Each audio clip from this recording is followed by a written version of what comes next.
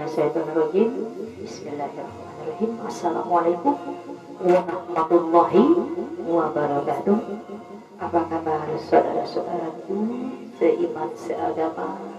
Semoga hari ini kita tetap sehat, tetap baik-baik saja. Semoga kita beserta anak-anak keluarga kita dalam keadaan tetap terjaga. Lisan dan sikap kita selalu berusaha untuk berbuat baik kepada siapapun juga, dan selalu berusaha mendekatkan diri kepada Allah. Selamatkan diri kita, selamatkan keluarga kita dari fitnah dan matilah, insyaallah. Sebelum masuk tema kita hari ini, silakan bagi saudara-saudaraku yang berminat tekan tombol subscribe-nya agar bisa banyak melihat video ceramah motivasi saya. Semoga bermanfaat. Segala kebenaran pasti datang dari Allah.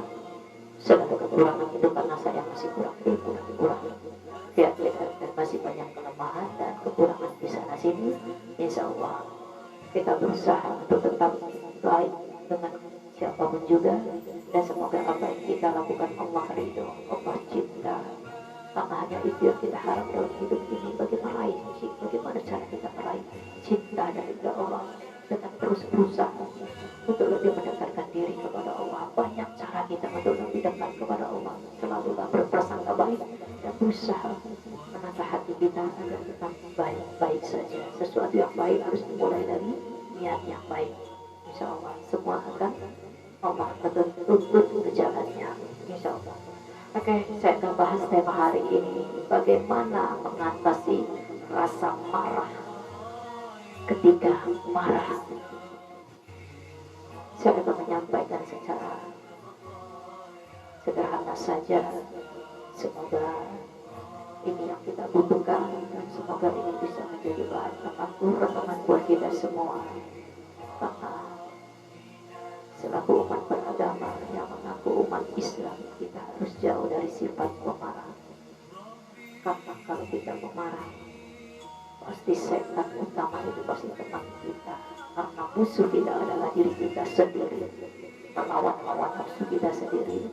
Jadi berusaha untuk dekat kepada Allah dengan banyak istighfar dan zikrullah. Oke, cara pertama mengatasi marah ketika rasa marah itu ada.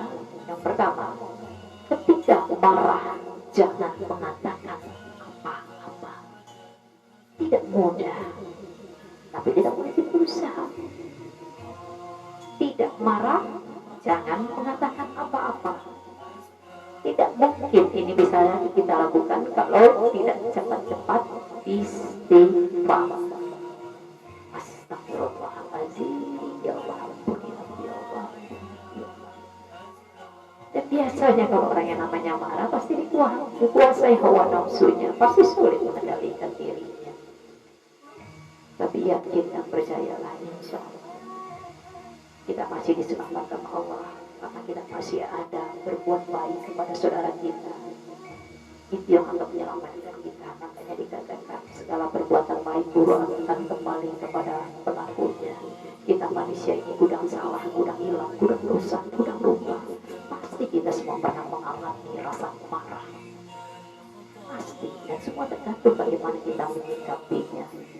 Ekspresi orang gak ada yang sama.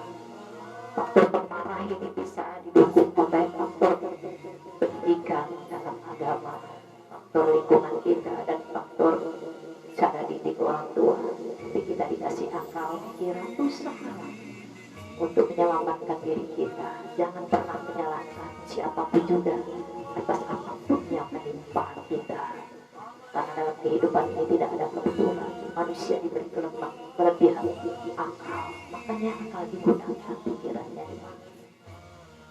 Mudah-mudahan kalau kita berbekal dengan banyak-banyak istighfar dan zikrullah, Allah akan jaga hidup kita. Kalau kita dekat, Allah lebih dekat kepada kita. Kalau kita jauh, Allah pun akan lebih jauh dari kita. Akan lebih jauh dengan kita. Makanya berhati-hatilah. Kita butuh Allah.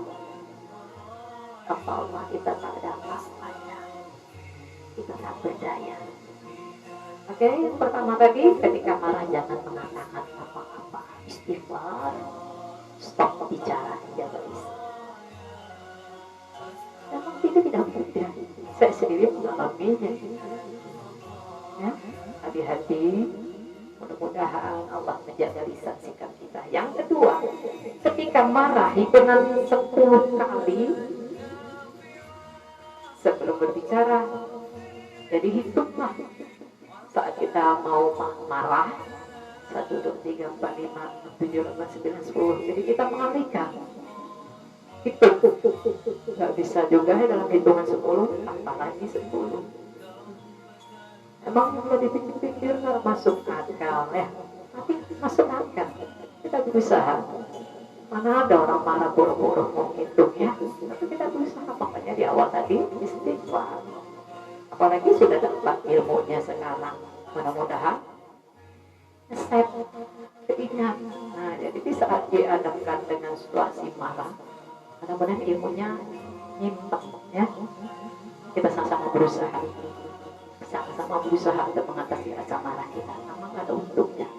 Marah itu butuh tenaga, capek kita dibuatnya, nggak ada untungnya. Yang malah banyak ruginya, jadi banyak musuh. Ya, kita jadi lemah. Berapa energi yang terserap dengan marah itu luar biasa.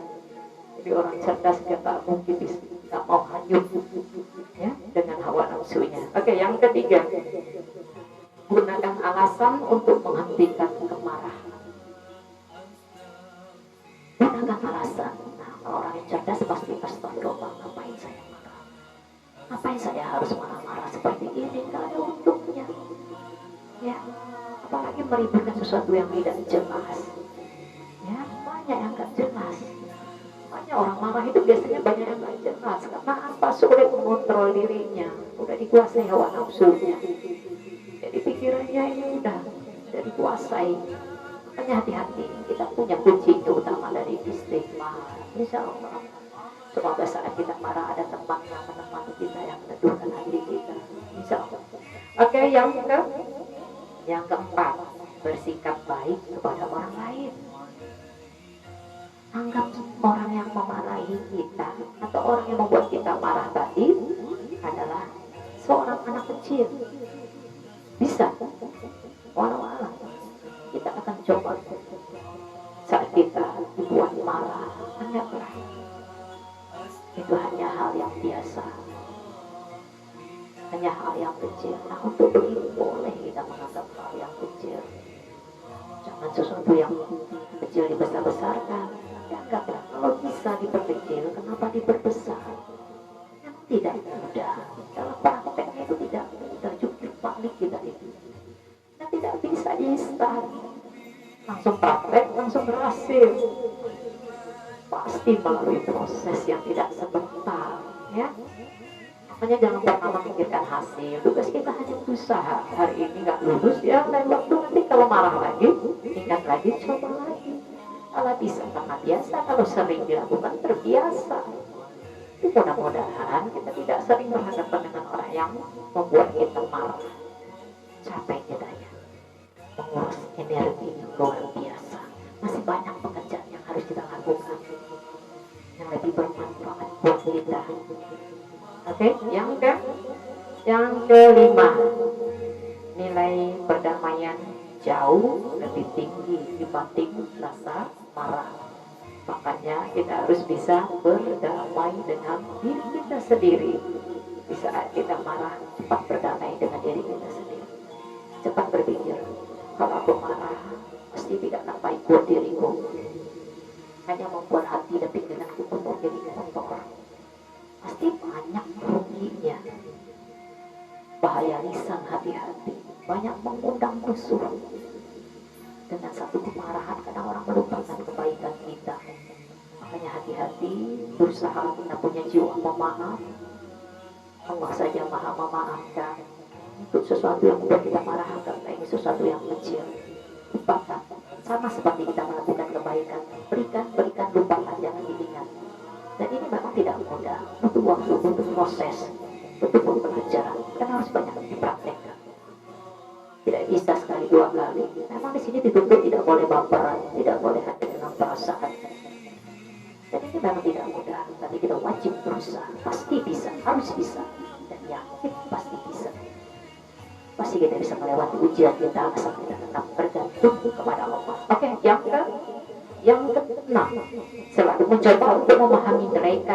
pada Anda. Ketenangan meredam kemarahan. Memang kalau kita tenang, pasti akan meredam kemarahan. Jadi berusaha untuk memahami orang lain. Hidup jangan pernah berharap untuk dipahami orang lain, untuk dimengerti orang lain. Akan capek kita.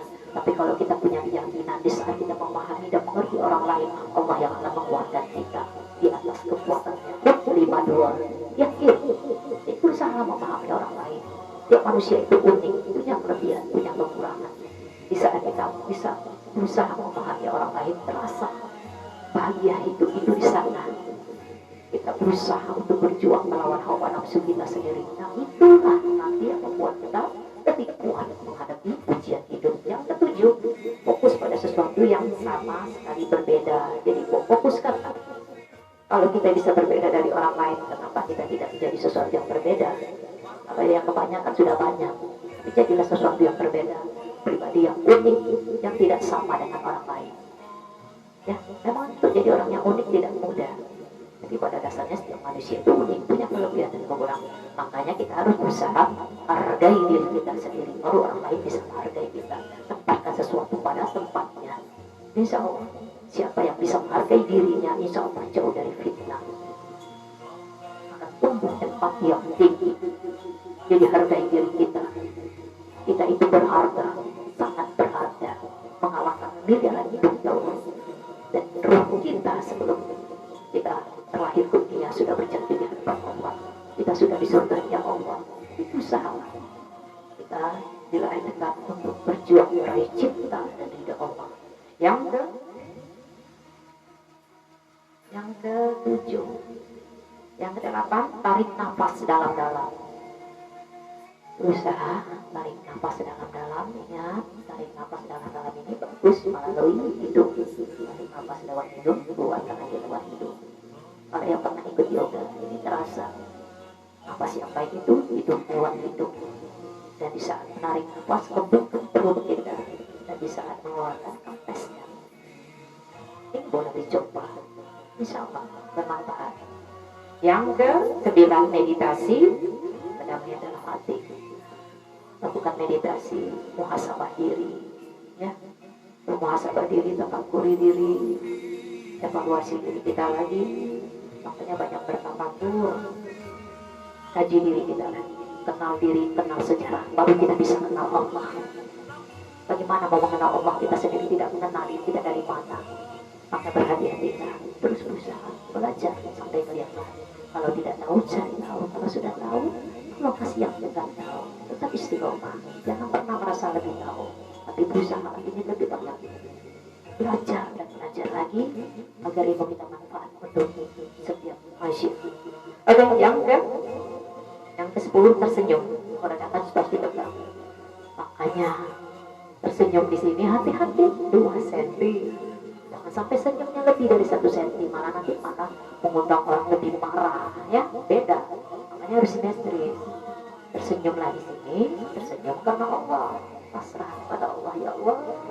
Ujian apa lagi nih ya Allah? Semoga Kau kuatkan aku ya Allah. Semoga Kau berikan aku jalan yang terbaik ya Allah. Makanya tersenyum. Dan memang itu tidak mudah. Tersenyum karena Allah itu banyak pelajarannya, banyak proses yang harus dilalui. Tersenyum karena Allah itu ikhlas, tulus. Itu akan ditampa dengan berbagai macam permasalahan dalam hidup. Saat kita pasrah, di situ Allah memberikan jalannya. Tapi berusaha dulu, berusaha semampu kita lakukan yang terbaik. Sudah rasa tak berdaya, serahkan kepada Allah. Allah yang memberikan ujian, Allah juga yang akan memberikan solusinya. Oke, yang terakhir, banyaklah berzikir, banyak istighfar, ambil air wudhu, ya, saat kita marah, duduk, masih juga marah, ambil air wudhu, masih juga belum tenang, bawa sholat, belum juga tenang baca Al-Quran, belum juga tenang bawa berbaring, istighfarlah banyak-banyak, tertidur, sudah berbaring, pasrahkan diri kita kepada Allah, banyak ingat kematian, banyak-banyak ingat kematian, insya Allah kita akan takut kepada Allah, yakin, percaya. Oke, mungkin hanya itu bisa saya sampaikan. Mohon maaf, banyak keterbatasan, pasti banyak kekurangan. saya bisa, yang saya mampu. Mudah-mudahan ini yang kita butuhkan.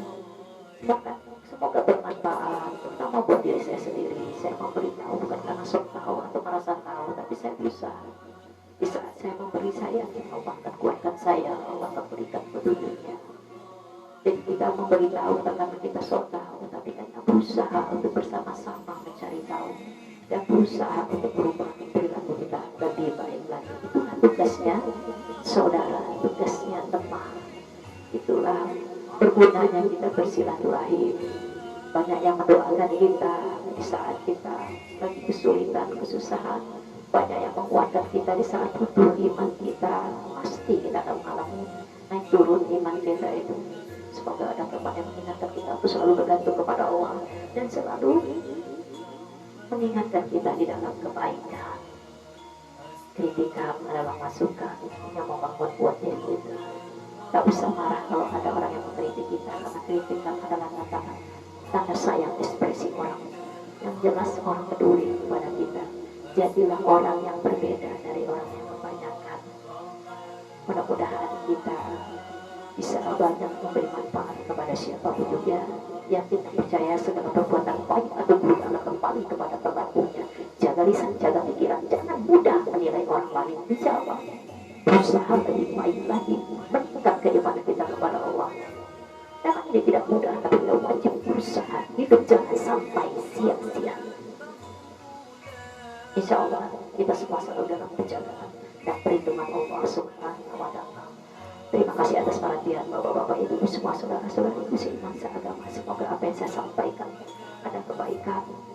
Insya Allah ada kebenaran pasti datang dari Allah. Hidup tidak akan sia-sia kalau kita berjuang di jalan Allah. Yang kita percaya tidak ada yang kebetulan dalam hidup ini. Kita dipertemukan hari ini dengan video saya, tidak ada yang kebetulan, semua atas izin Allah.